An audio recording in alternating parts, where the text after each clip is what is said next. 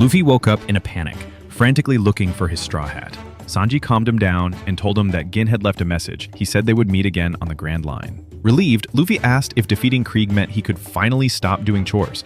Sanji said yes, but turned down his request to join his crew, saying he wasn't planning to become a pirate. He told Luffy he would stay at the restaurant until Zeph recognized his cooking. Still, he admitted that he hoped to go to the Grand Line someday. Soon, the lunch bell rang, and they both walked into the restaurant. However, it was packed with no empty seats, and the duo were forced to sit on the floor. Out of nowhere, Patty yelled across the room, demanding to know who made the soup. When Sanji said it was him, Patty mocked the dish and called it slop. Before Sanji could respond, other chefs joined in, all complaining about how terrible the soup tasted. Zeph, without saying a word, finished his bowl and then smashed the plate on the floor.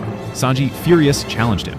However, Zeph punched and scolded him. Humiliated, Sanji stormed out of the restaurant.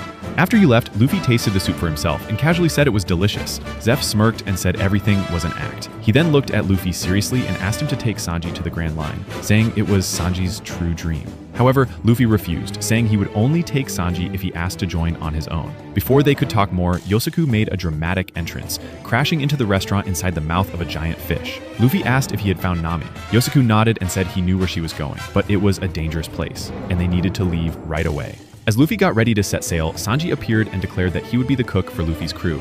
He also called out the chefs, saying their acting had been awful and he knew they were pretending the soup was bad just to get rid of him.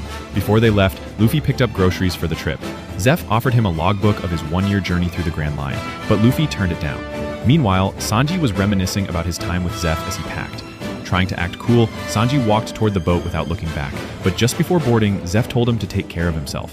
Sanji froze. His tough act slipped, and tears began to stream down his face. He dropped to his knees and tearfully thanked Zeph for raising him all these years. Everyone looked on, deeply moved as Sanji finally said goodbye and set off with Luffy.